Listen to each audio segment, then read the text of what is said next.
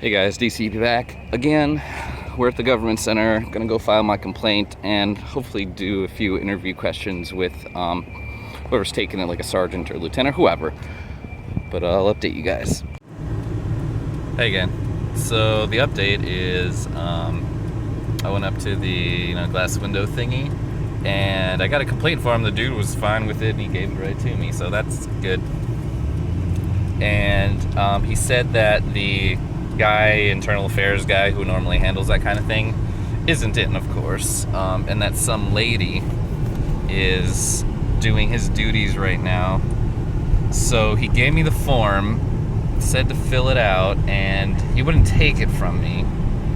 He said that it had to call the lady and gave me her phone number, and then she would do whatever comes next. He never actually told me what that thing would be. So yeah, I tried to get an interview too for my speech class, but the guy, he was helpful at first, and then he was like, nah, I'm not gonna help you really at all. So he gave me the number for dispatch to see if to call them, and I was like, okay. So yeah, so not much has got done, so I'm gonna fill out my form, call this lady, and then see what happens, and we'll go from there. Sloth drove me. He's got to go to work real soon, though. So, thanks to Sloth. We were able to go because I didn't have math class today. It's always good. Now I'm going to go home and play Dark Souls. See you guys later. Hey again. Just updating a little bit here. I just sent off my email with the complaint. I called Sarah Clayton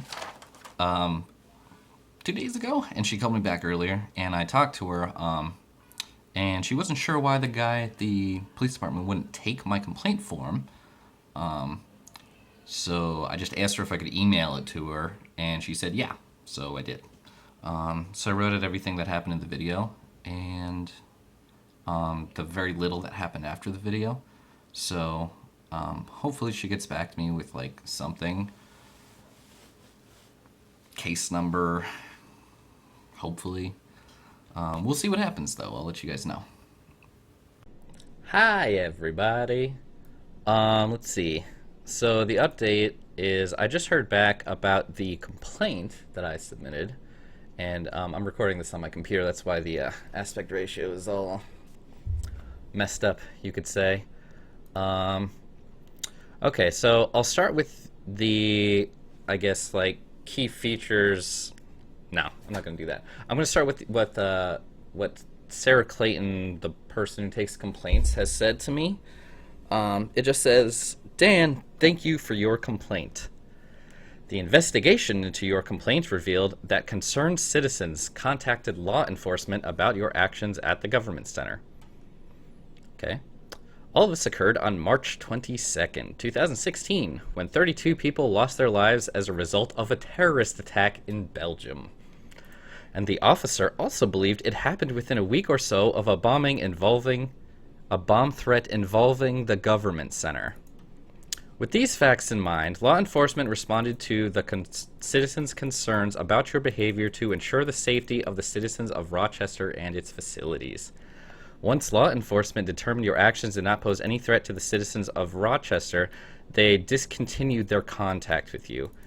Under the totality of the facts and circumstances of this event, and based upon existing law, your complaint has been found to be unsubstantiated, with no need for officer discipline. That's it. That's the whole response. So, in the meantime, while that was being processed, I grabbed the police report, and I just scanned it, so I'll make an Imgur album or something with it all in there. But I just wanted to hit on a few little points that you can read yourself. I'm just going to hit the quick ones. So Officer Swanson is the one who filled out this police report. Tracy Nepper did not fill out a report, at least at the time of when I requested this. It cost me $1.75. But Officer Swanson, he uses the word I a lot, and it's a very nice bullet point. I must say it's well organized and easy to read, so good on him, I guess. He's been a licensed police officer with the Rochester Police Department for the past 14 years. He works in the street crimes unit, and he works in plain clothes and drives an unmarked vehicle. Let's see here. Responded to suspicious mail. Okay, that's fine. Drove over. Let's see here. See, individual was standing with the Steve Below. Deputy Chief of the Rochester Fire Department. That was Steve, the security guard. He was a nice guy. In front of the garages, we were talking. Observed briefly. Based on their mannerisms and body language, it did not appear that they were in a confrontation. I would agree with that. We were just talking. As mentioned earlier, I was wearing plain clothes and would not normally make contact with the public in this fashion. However, considering the circumstances, I felt I should initiate contact to assess if Officer Nepper would need to continue. Let's see here. He did not know that the Deputy Chief of the Fire Department was Steve at the time, I guess. Let's see here. Knew from several prior contacts that the Deputy Chief would recognize me without identifying myself. I work in an undercover capacity, so I did not want to break cover if I didn't need to. Oh, Officer Swanson. Well, that's saddening. Let's see here. He just kind of goes over what he was wearing. Pulled out his badge, showed him my badge. I stated, before I could ask him anything, he stated to me, I don't answer questions. It's pretty much true. I, of course, naturally responded with a question, what is your name? His response was, I don't answer questions. I mean, he got the gist of it. Definitely got the gist of it. I could see that he was expressionless and showed no signs of emotions. Oh, I don't know if I agree with that. I think I was possibly showing some emotion. And I'm very vocal with my face, I found. And I do a lot of hand motions, if you didn't notice. So, let's see here. Blah, blah, blah. It was unclear to me what this individual's intentions were. As I continued to try and start a dialogue with the subject, I could see that he moved his left hand to his left pants pocket and started to reach into his pocket. I asked the individual to keep his hand where I could see them and not reach into anything. He responded with, I can put my hands in my pocket if I want, you can't stop me. So this is where Officer Swanson kind of goes off the deep end here. Because as soon as he showed me his badge, as I remember it, this is right before I took out my phone, I saw that he was an officer. He did the little badge out the pocket thing. I said, okay, I'm going to go in my pocket now and get my phone so I can record this. He said, no, don't go in your pockets. And I pressed my pants against my leg, and I said, it's only my phone inside. That is it. I even give you consent to go in yourself, grab my phone, and give it to me. He, of course, declined. And at that point, I said, well, if you're not going to do any of those things, I'm going to do it anyway. And I did slowly reach in, take my phone out. He kind of swatted, and then I started recording, and you can see in the video. So, this is kind of where, I'm not sure what he was thinking when he wrote this. Then I saw him reach his right hand towards his pants pocket. As his hand entered his pants pocket, I reached and grabbed his right wrist with my left hand. As I did that, I reminded him to keep his hands where I could see them. I mean, that's assault, right? I mean, I'm pretty sure that's assaulting somebody.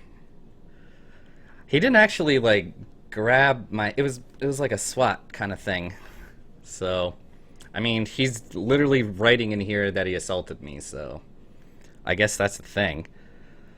Let's see here. The pants he was wearing were loose, so I was not able to identify an outline of any object in his pocket. So he doesn't mention anywhere in there that I did the whole press my pants against my thigh kind of thing to show him that it was only my phone. Doesn't put that anywhere in there. I could feel that the individual was fighting against my grasp and continued to push towards his deep pocket.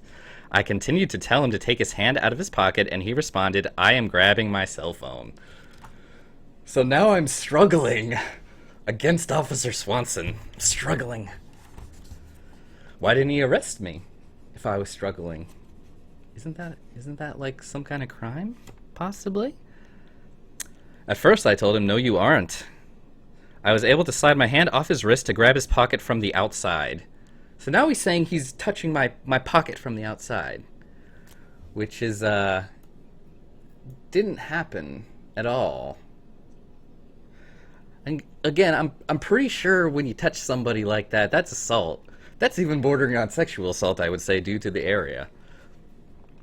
So, I was able to feel that the object was most likely a cell phone he was grabbing, so I let go and took a step back. Yeah, none of that happened. So, that's just straight up lying. So, I could see he was manipulating his phone in a manner that he was going to activate his video camera. Okay. Yeah, I did do that. He says he has a recording device. He took out his phone. He also didn't have a portable radio. He used my phone to call dispatch. Asked for Officer Nepper to continue.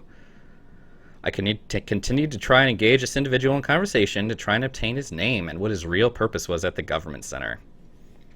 I told him. I told him what my real purpose was. Okay. I knew that recent terrorist attacks have occurred at public buildings as recently as that morning. I will say that that morning, I didn't even know that there were any terrorist attacks anywhere in the world.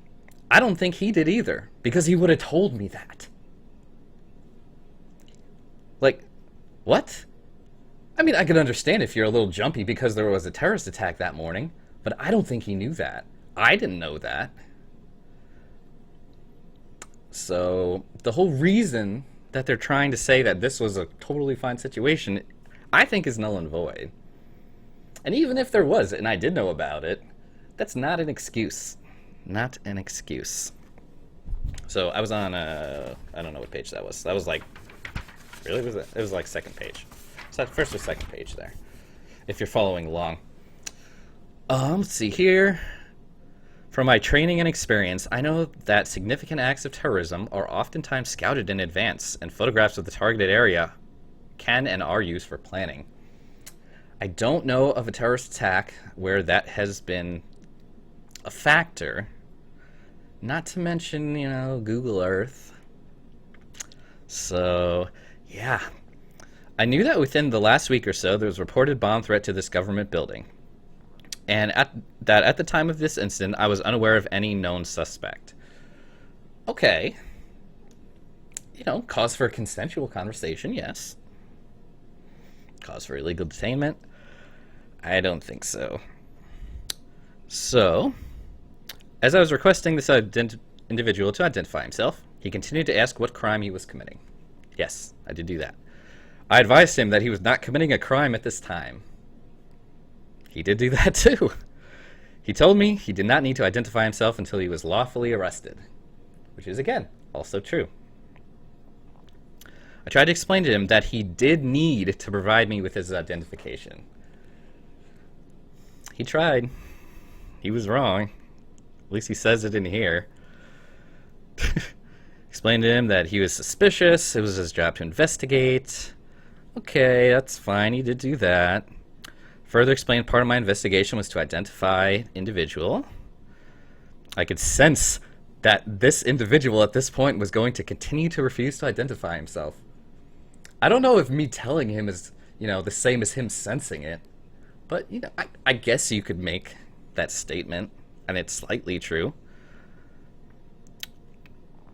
Let's see here. Also in place. Okay. He then asked me if he was being detained. At this time, I felt that his behavior was not normal and that his true intentions were not known. It's true. I felt that I needed to continue with the investigation in the hopes that I would be able to start a dialogue with him so I could resolve the issue and be reassured that he was not a threat to the public. He used a lot of commas in that bullet point. That was a little weird. I answered with yes, he was not free to leave. He did. He told me that multiple times. I answered that way as I did not feel that if I said he was free to leave, he would actually leave. You know, he's right about that. I would have walked away. I felt he would try and continue to move around the campus area and would continue to be an unknown threat. Ooh. And also limit my ability to continue to speak to him and create a larger concern from the public. Guy with the camera.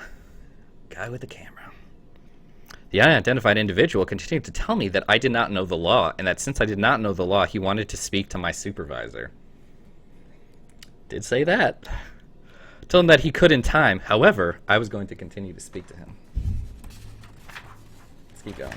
Keep going. One more page. He didn't agree with my response and told me I formally request to speak with your supervisor. He also asked me to identify myself, which I provided him my name and badge number. That is true. That is about that time. He also didn't leave out... Well, he did leave out the first time I asked him. It was pretty far before that, I'm pretty sure. I told him I found it ironic that he wouldn't tell me his name, but was demanding that I tell him mine. He told me that I was a public servant and that I was paid with taxpayers' money, so I was obligated to provide that information. Not exact words, but pretty much. I did say that. Did tell me his first name was Dan. Yeah. I made a phone call to dispatch again, requested a patrol supervisor to respond to our location. That I don't remember. He didn't really get back on the phone and ask for a supervisor. I'm pretty sure I would have heard that. So, Officer Nepper, Tracy Nepper, arrived and began a dialogue. Heard her tell him the same things. I again refused to provide identification. I saw that Sergeant Monet arrived, so I moved away from Officer Nepper and spoke to Sergeant Monet. I was not informed of the arrival of a sergeant, or supervisor, or whoever Sergeant Monet is. After a discussion with Sergeant Monet, I was told that I did not have a right to identify this individual and that he was free to leave. Good on you, Sergeant Monet. Wherever you are, you're a nice guy, and you follow the law. I walked over to the individual and told him he could leave. You know, I remember it a little bit differently than that. A little bit differently. I remember telling him that I had been identified, and that I was free to leave. So, he doesn't put any of that in there.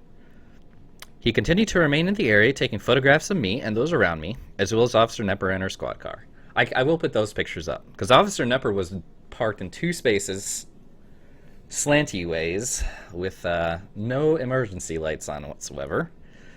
Very illegal to park there, that way. It should be noted that my phone recorded portions of this conversation. However, each time I made a phone call or received a call, the recording would stop. I know that Officer Nepper downloaded her body camera footage and that this unknown individual downloaded this incident on YouTube. I did request Officer Nepper's body camera that she was wearing, but I have not heard back. I spoke with Sarah Clayton after the incident and was told the video recording was saved for evidentiary purposes. Evidence collected, none. Disposition, non-criminal suspicious activity.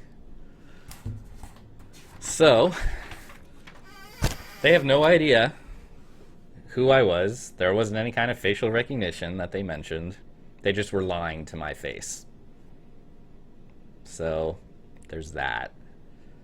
And even the lady who handles the complaints is giving me the bullshit. Oh, terrorist attacks in another country. That makes everything okay. You know, you could be assaulted and you could be detained, not free to go, because terrorists in Brussels.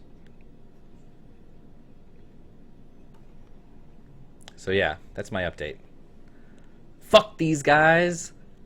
We're going back.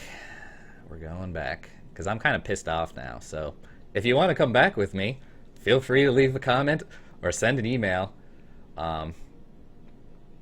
There's a contact me thing. And I'm going to put a bunch of pictures in the video description in an Imgur album.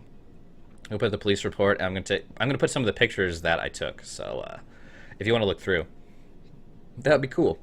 So thank you guys for watching. it looks like we're going to go back and we're going to do a slightly different approach next time. Slightly different.